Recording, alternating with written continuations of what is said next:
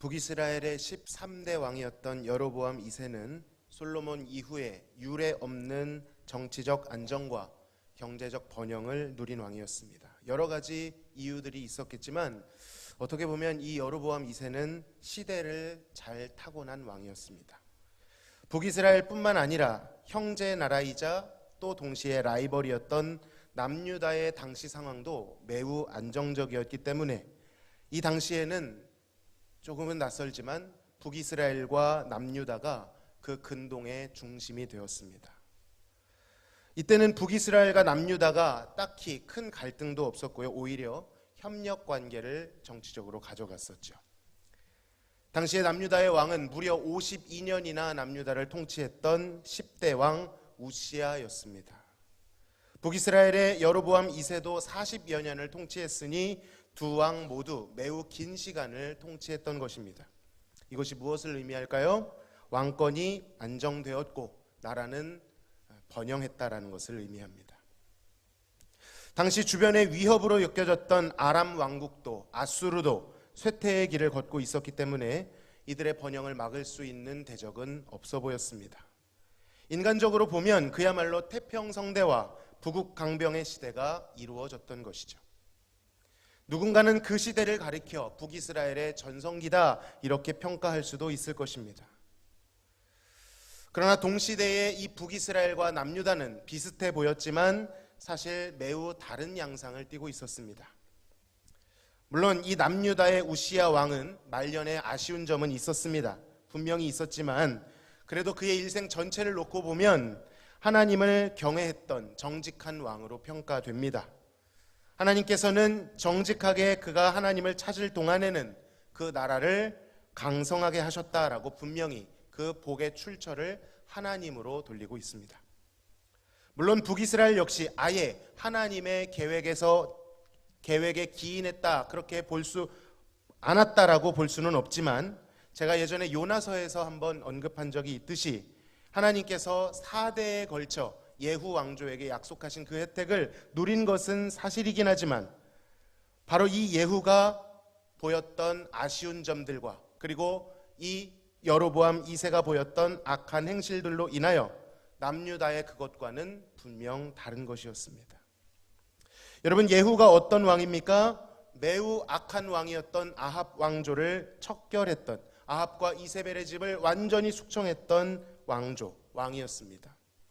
그 과정에 수많은 우상의 제단을 철폐했고요, 바알의 제단을 완전히 무너뜨려 변소로 만들 정도로 열심히 그 일을 행했습니다. 그의 후예들은 그들이 누리는 이 당대의 번영이 그의 중조부 예후가 세웠던 종교적 업적, 그것으로 인하여 받는 축복이다라고 생각을 했습니다. 자신들이 누리는 이 번영이 합당한 것이다 믿고 자랑스러워했다는 것이죠. 그도 그럴 것이 예후 왕조가 바알 숭배로 악명이 높았던 아합 왕조를 척결하고 시작했던 왕조였기 때문에 그 자부심이 대단했던 것이죠. 그러나 그것은 그들만의 착각이었습니다. 인간의 눈에는 나라가 안정되고 번영하는 것처럼 보였고 하나님도 우리를 기뻐하실 것이다 자부했지만 하나님께서 보시는 영적 시선에서 그들은 아합의 시대 못지않게 너무도 악하고 어둡고 위태로운 영적 시기를 보내고 있었던 것입니다. 바알을 척결하며 시작되었던 왕조였지만 여전히 그들은 바알을 떠나지 않았습니다. 그 시대에 사역했던 선지자 호세아의 진술을 보면 그들이 합법적인 성소라고 여겼던 베델에조차도 금송아지를 세워놓고 우상을 숭배하고 있었다라는 것입니다. 여러분, 말씀에서는 사람들이 숭배하는 그 대상을 닮아간다라고 말씀합니다. 우상을 숭배하면 누구를 닮아가죠?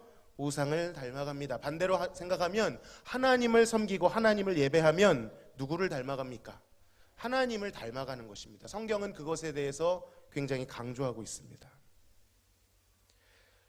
그런데 그들이 우상을 섬기고 있었으니 그들의 삶은 그들이 섬기는 우상, 사실 그 우상의 실체는 그들의 탐욕이었습니다. 그들의 삶은 그들의 욕심대로 흘러갔습니다. 그랬으니 그들이 이루고 있는 사회는 어땠을까요? 악과 불법이 성행했던 것입니다.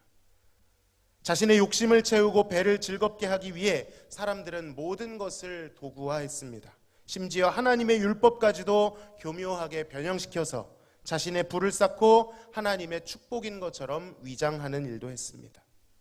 이 과정에서 하나님이 귀하게 보셨던 약한 자들은 착취를 당했고요, 유린당했죠. 그래서 아모스 2장에는 하나님의 율법을 배척한 자들, 왜곡한 자들의 실제적인 사례들이 구체적으로 소개됩니다. 그러면서도 이들은 자신들이 하나님의 축복을 받았다라고 안전하다, 승리에 도취되어 있었습니다. 하나님 보시기에는 얼마나 그 모습이 위태로웠을까요? 사랑하는 성도 여러분, 우리 역시 이 북이스라엘 선조들을 보며 경각심을 가져야 합니다. 승리에 취해 있으면 안 됩니다. 과거의 업적에 갇혀 있으면 안 됩니다. 물론 과거의 은혜들을 기억해야 하고 그것은 중요한 유산들입니다. 그러나 그것을 기반으로 하여 딛고 현재를 살아가야 하는 것입니다. 과거 속에 살면 안 되는 것이죠. 과거를 힘입어 현재를 통해 미래로 나아가야 합니다. 오늘의 은혜를 구해야 합니다. 어제의 은혜로 사는 것이 아니라 오늘의 은혜로 처절히 하나님 앞에 겸손히 나아가야 하는 것이죠. 자, 이러한 북이스라엘에 하나님께서 보내신 대표적 선지자는 잘 아시다시피 호세아였습니다. 그는 전통적인 북이스라엘인, 그리고 그 중에서도 에브라임 지파의 선지자였습니다. 여러분, 북이스라엘에서 가장 유력한 지파, 바로 에브라임 지파입니다. 유력한 지도층 지파였고요, 그는 정식 선지자였습니다. 아주 엄위한 하나님의 말씀을 선포했죠. 그런데 하나님께서 동시대에 또 한 명의 선지자를 보내셨는데 그는 결이 좀 다릅니다. 바로 그가 오늘 우리 본문에 나오는 아모스라고 하는 선지자였습니다. 그의 메시지도 역시 호세아 못지않게 강렬한 심판의 메시지였지만 그는 좀 달랐습니다. 무엇이 달랐는고 하니 그는 북이스라엘 사람이 아니었습니다. 베들레헴에서 약 10km 떨어진 드고아라는 성읍의 출신, 이 드고아는 남유다 지령입니다. 또한 그는 전통적인 선지자 교육을 받은 사람도 아니었습니다. 성경에 보면 아모스는 양을 치는 목자였고 뽕나무를 재배하는 농부였습니다. 여러분, 대개 선지자를 성경에서 소개할 때 누구누구의 아들 누가 하나님의 말씀을 받았다, 이런 식으로 그의 족보를 잠시 소개합니다. 그런데 아모스는 그런 것이 없습니다. 아버지의 이름이 언급되지 않습니다. 모르긴 몰라도 좋은 문벌의 자제는 아니었던 것이죠. 지극히 평범한, 아니 오히려 남루해 보이는 무명의 농촌 청년이었던 것입니다. 여러분, 한번 생각해 보시기 바랍니다. 북이스라엘 사람도 아닌 남유다 출신입니다. 제사장이나 선지자 출신도 아닌 들어보지도 못하고 보지도 못했던 촌티가 나는 무명의 청년입니다. 여러분, 북이스라엘 사람들은요, 당시 기름기가 잘잘 흐르고 번영에 취해 있는 사람들이었습니다. 그러한 사람들에게 이런 타국에 있는 농촌 청년이 와서 하나님의 말씀을 전했을 때 이들은 어떻게 반응했을까요? 잘 들었겠습니까? 아마 대부분의 사람들은 그를 비웃고 무시했을 것입니다. 우리가 생각하기에는 어떤 럭셔리한 사람들, 제가 또 촌 공주 출신 아닙니까? 대전에 와서 복음 전하려고 하면 처음에는 주눅이 들더라고요. 우리가 생각할 땐 듣는 자들이 럭셔리해 보이면, 그 사람들에게 전하는 스피커라면 그에게 맞게 행색의 수준도 좀 맞고 그들이 끔뻑 기죽을 만한 배경, 업적, 화술, 이런 영향력, 이런 것들을 갖추어야 할 사람일 것 같은데 하나님께서는 때로는 이렇게 무명의 평범한 전도자를 세워 하나님의 말씀을 대언하기도 하신다는 것을 기억해야 합니다. 일부러 우리가 가진 것을 버리고 남루해질 필요는 없겠지만 반대로 너무 세상의 눈치를 보느라 세상의 기준에 우리의 모습을 끼워 맞출 필요도 없는 것이죠. 우리가 가진 메시지를 약화시키거나 희석시키거나 포장할 필요도 없는 것입니다. 있는 그대로 우리의 모습을 가지고 우리의 평범함을 가지고 우리에게 줄 지어주신 그 지경으로 나아가 하나님의 말씀을 가감없이 전해야 할 줄로 믿습니다. 오늘 담임 목사님 말씀 중에 질그릇 같은 인생이라고 하셨습니다. 그러나 그 인생이 정결하기만 하다면 귀히 쓰는 그릇이 될 줄로 믿습니다. 보배를 담는 그릇이 될 줄로 믿습니다. 자, 이 아모스를 통해 하나님께서는 심판의 메시지를 선포하셨습니다. 너무도 강력하고 두려운 메시지. 아모스 1장 2절에서는 이렇게 선포합니다. 같이 한번 읽어보겠습니다. 시작.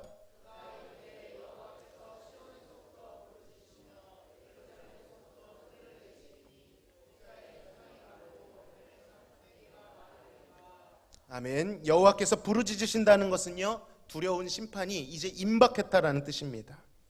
하나님의 임박한 심판이 북이스라엘 전체에 임할 것입니다. 어디부터요? 낮은 지대 초장부터 높은 지대 갈멜산 꼭대기까지 임한답니다. 특히 북이스라엘에게 있어 이 갈멜산 꼭대기는 굉장히 의미 있는 장소입니다. 어디죠? 아합과 이세벨의 850명의 거짓 선지자들, 바알과 아세라 선지자들과 엘리야가 영적 대결을 벌인 곳입니다.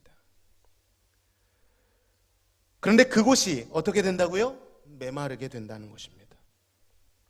이들은 현재 기름지고 물이 넘치고 풍요로운 삶을 영위하고 있다고 말했지만 하나님의 심판은 그들의 모든 것이 메마를 것이라고 무서운 경고를 던지고 계신 겁니다.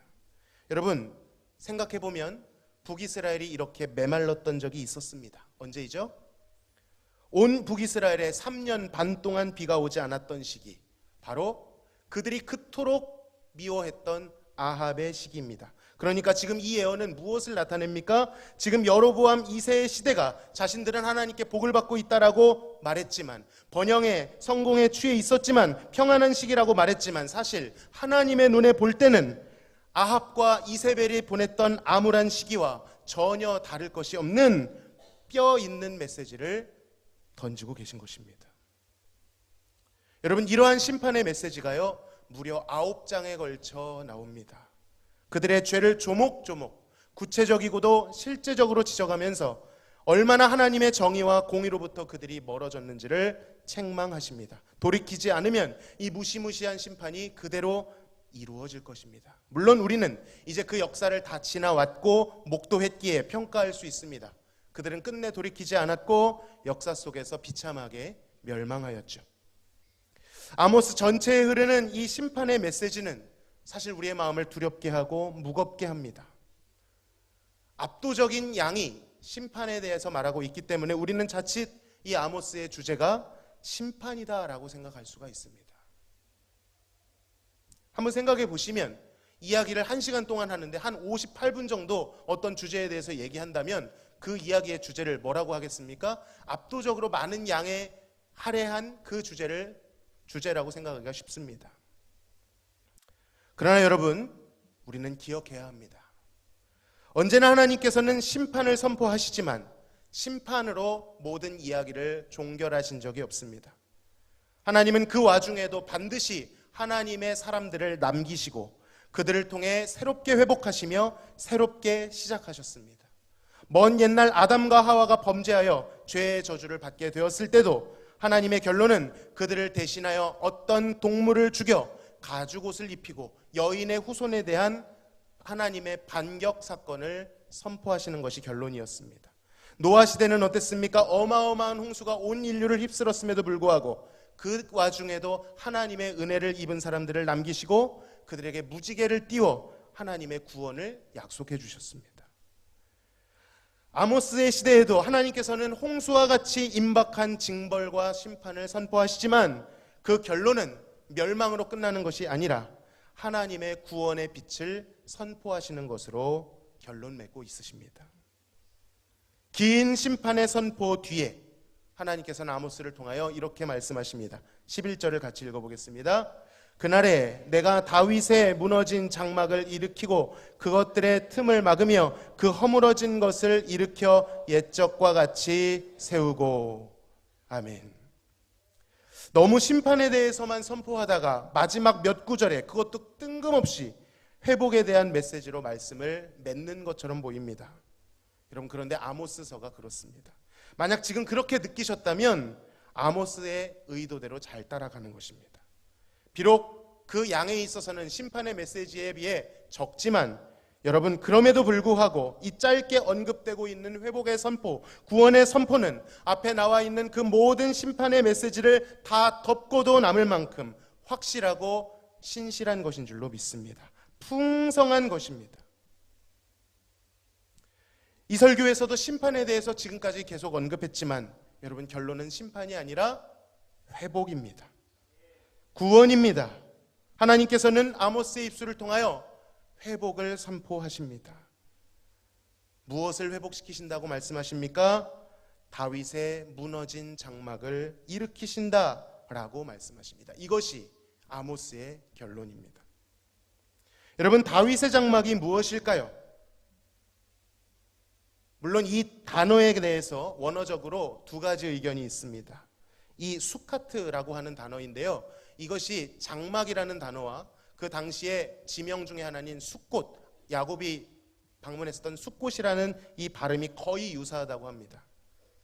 그래서 전통적으로는 이 장막을 있는 그대로 장막으로 해석을 해서 다윗이 20년 동안 블레셋에 빼앗겼던 법궤가 다시 들어올 때에 그 법궤를 위에 세운 텐트, 이것을 말합니다. 그때 기뻐하며 춤추며 그곳에 수많은 사람들이, 그곳엔 이방인들도 있었습니다, 하나님을 찬양하는 그런 역사가 있었죠.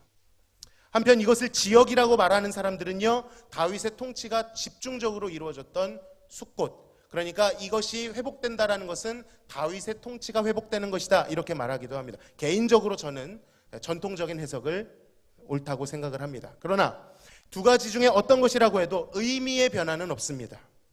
다윗의 장막이 회복된다라는 것의 기본적인 의미, 그것은 무엇일까요? 바로 다윗의 전성기가 회복된다는 것입니다.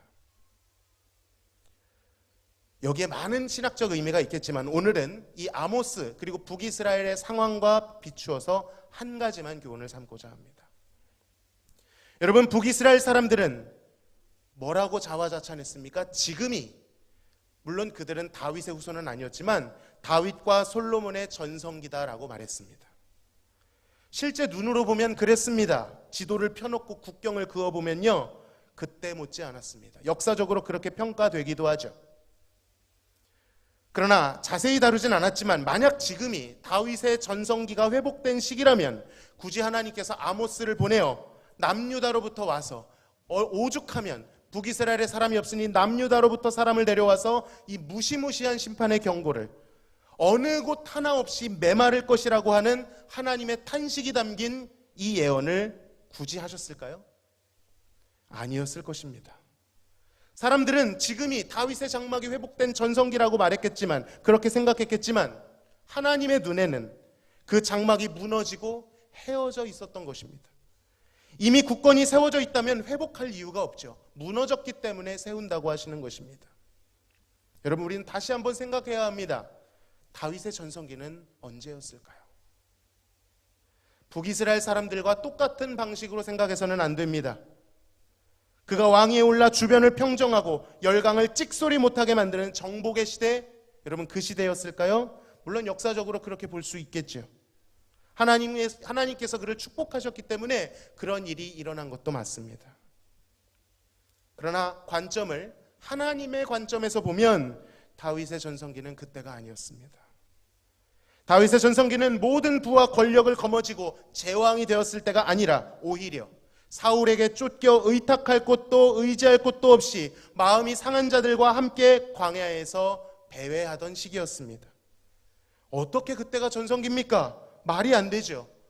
비루하고 남루한 시기 아닙니까? 맞습니다. 인간적으로 육적으로는 그때는 눈물의 시기였고 암울하고 음침한 골짜기를 지나가는 시기였습니다. 여러분, 그러나 한번 생각해 보시기 바랍니다. 하나님의 시선으로 보면 다윗의 영혼은 그 시기에 그 어느 때보다도 하나님과 가까웠습니다. 어느 때보다도 하나님의 사랑을 느꼈고 하나님께 대한 순전한 사랑을 고백했습니다. 하나님을 의지하는 그 믿음이 처절했고요, 신실했습니다. 그가 지은 주옥 같은 시편들 거의 그때 지어지거나 나중에 그때를 회상하며 지어진 것입니다. 여호와는 나의 목자시니 내게 부족함이 없으리로다. 지금 돈이 많아서 이 고백을 하는 것입니까? 아닙니다. 나의 힘이 되신 여호와여, 내가 주를 사랑하나이다. 여러분, 이러한 고백이 나올 수 있도록 한 것, 내 마음에 합한 자라고 말씀하시는 그 고백이 나오기까지 그에게 어떤 일이 있었죠? 번영입니까? 넘치는 부와 권력입니까? 아닙니다. 여러분, 심지어 다윗조차도 그것에 취했을 때 보지 말아야 할 것을 보았고 하지 말아야 할 것을 함으로 그 역시 징계를 당했습니다. 오히려 그가 광야 가운데서 고난을 당했을 때 하나님을 간절히 원했을 때, 하나님 내가 주께 원하는 한 가지를 구하리니 내가 주의 성소 안에 들어가 주를 하루 종일 앙망하는 것입니다라고 고백을, 그때 고난이 이전에는 내가 몰랐지만 이제는 하나님의 율례를 배울 수 있는 것이 되었다라고 말하는 그때 하나님의 마음을 알게 되었던 것이죠. 하나님을 경외하고 사랑했던 것입니다. 사촌의 나라 남유다에서 건너온 이 농촌 출신 무명의 선지자가 외쳤습니다. 그 다윗의 장막의 회복, 그것은 무엇입니까? 고대 근동 지도에 꽉 차게 지도를 그려놓고 북이스라엘에게 더 번영하라고, 더 영토를 넓히라고 말하고 있는 것이 아닌 것입니다. 아모스의 캐릭터를 봤을 때도 그럴 리가 없습니다. 아모스는 오히려 그들이 취해 있는 거짓된 승리, 번영, 우상을 버리고 이제 하나님께로 돌아오라고 말씀하고 있는 것입니다. 비록 아무것도 없을지라도, 고난의 시기라고 할지라도 하나님만을 경외한다면, 하나님께만 의탁한다면 그 시기가 훨씬 더 좋은 시기라고 말하는 것이죠. 전성기라는 것입니다. 상하고 통회하는 마음으로 하나님께 부르짖으라는 것이죠. 하나님만 사랑하고 하나님만을 경외하라는 것입니다. 그것이 진정으로 다윗의 장막이 회복되는 것입니다. 여러분, 번영 자체가 나쁘다는 것은 아닙니다. 그러나 생각해 보십시오. 이스라엘의 역사 속에서 진정한 회복은 언제 일어났습니까? 그들이 의지하고 자랑하던 것을 버렸을 때 일어났습니다. 하나님 아닌 다른 것이 자랑이 되고 의지할 바가 될 때 거기서부터 장막은 무너지기 시작했습니다. 사랑하는 성도 여러분, 그리고 우리 청년 여러분, 저는 진심으로 여러분의 삶을 축복하길 원합니다. 진심으로, 정말 진심으로 여러분의 삶의 형통과 번창을 날마다 기도합니다. 고난당하는 분들을 위해, 육신의 질고를 가진 분들을 위해 진심으로 기도합니다. 그러나 그렇다고 해서 그러한 것들이 내 삶을 안전하게 만들어줄 것이라고 생각하지 말아야 합니다. 취해서는 안 되는 것이죠. 오히려 그 순간 하나님이 베풀어 주신 은혜를 세어보며 감사하고 겸손하게 더 치열하게 하나님 안으로 들어가 내게 주신 것들이 내 것이 아니고 청지기라는 마음을 가지고 그 복을 나를 위해서가 아닌 주의 나라를 위하여, 이웃을 위하여 어떻게 사용할지를 고민해야 합니다. 반대로 그러한 것들이 없을 수도 있습니다. 자발적으로 고난 가운데 처할 수도 있겠지만 모두에게 일부러 남루해지라고 강요할 수는 없죠. 그러나 한번 인생을 둘러보시기를 바랍니다. 여러분, 어디 인생이 드라마처럼 흠 하나 없이, 점 하나 없이 구름 위를 뽀송뽀송하게 거니는 것 같습니까? 아닙니다. 거친 풀이 너무나도 많이 나 있습니다. 거친 엉겅퀴와 쓴 뿌리가 많습니다. 고난은요, 우리에게 찾아올 것이 아니라 이미 둘러보면 우리 주변에 수많은 고난들이 있는 것을 알게 됩니다. 그때에 상대적 박탈감을 느끼며 내 인생은 왜 이러니? 나는 왜 하나님이 안 사랑하니? 왜 나한테만 이러시니? 푸념을 하실 것이 아니라 오히려 다윗이 이 시절을 어떻게 보냈는지를 기억하시기를 바랍니다. 기회입니다. 주님만을 순전히 의지할 수 있는 기회. 다른 것들, 방해되는 것들이 없어져서 주님만이 나의 소망이시라고 고백할 수 있는 기회.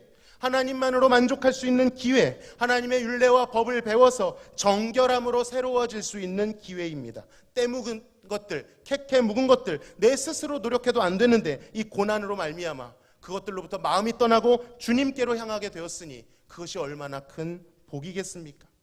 그때가 전성기인 줄로 믿습니다. 하나님과의 관계가 회복되는 그 시간, 하나님과 나 사이에 거칠 것이 없는 그 시간, 세상에 대한 콩깍지가 벗겨지고 하나님의 임재를, 하나님의 영광을 경험할 수 있는 그 다윗의 장막이 회복되는 시기입니다.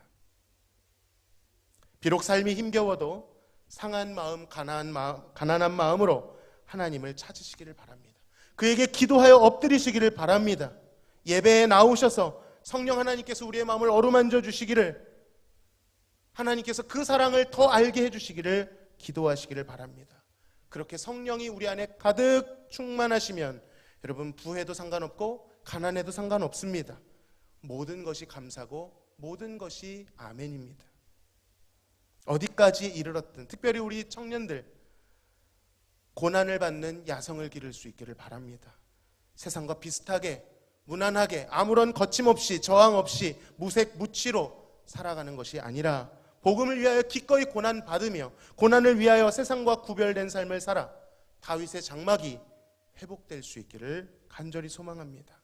그렇게 부흥의 시기와 최전성기가 주님과의 관계 속에서 꽃피기를 주님의 이름으로 간절히 축복합니다.